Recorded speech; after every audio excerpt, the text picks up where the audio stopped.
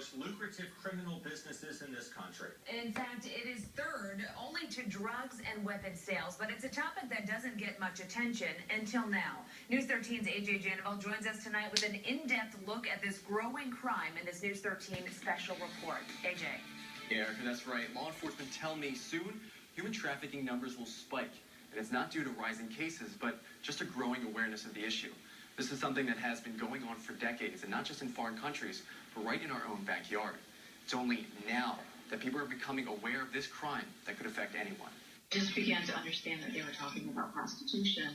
At the age of 14, Holly Smith was trafficked into sex enslavement, something that sounds so sensational, you may only hear it or see it in the movies. However, her story isn't that different than a lot of young teenagers. Smith told me she was at the mall when she met a guy. She says they spoke for weeks on the phone in her bedroom, only feet away from her parents. He said all the kinds of things that a young, vulnerable teenager with low self-esteem would want to hear. Smith says she was having a hard time transitioning into high school, with no friends and poor relationships with her parents. When this man offered her a new glamorous life, she says she was more than willing to run away. Smith says she soon learned the life promised to her was something very different than what she actually ended up with. Sold me to a man just within hours of running away from home. This all happened to Smith in 1992. Now with the internet, human trafficking and sex enslavement is easier than ever. PolarisProject.com, one of the leading sites in human trafficking awareness, says Backpage.com and Craigslist.com are how pimps are able to sell these girls. This happens across the country, even right here along the Grand Strand.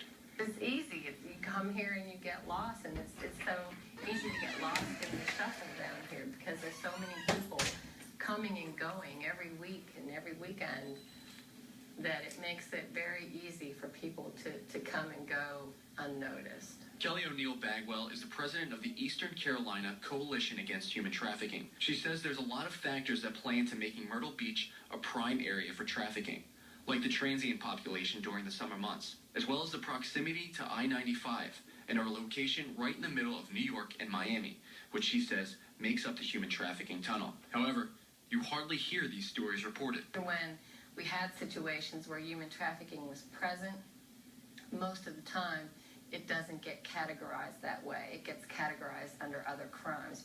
Like prostitution. Here's a possible example. In 2013, WBTW ran a story of 7 prostitutes all being arrested in 1 week. Here's one of the girls who was arrested. Through online research, I came across this interesting headline. Apparently, the same girl was arrested in New York City months before for prostitution because of her pants. Those charges were dropped, but according to the New York Police Department, Felicia McGinnis has over 15 previous charges for prostitution. As well, according to Dade County records, McGinnis has been arrested for prostitution in Miami. Now, it could be prostitution, or it could be human trafficking. It's hard to tell the difference.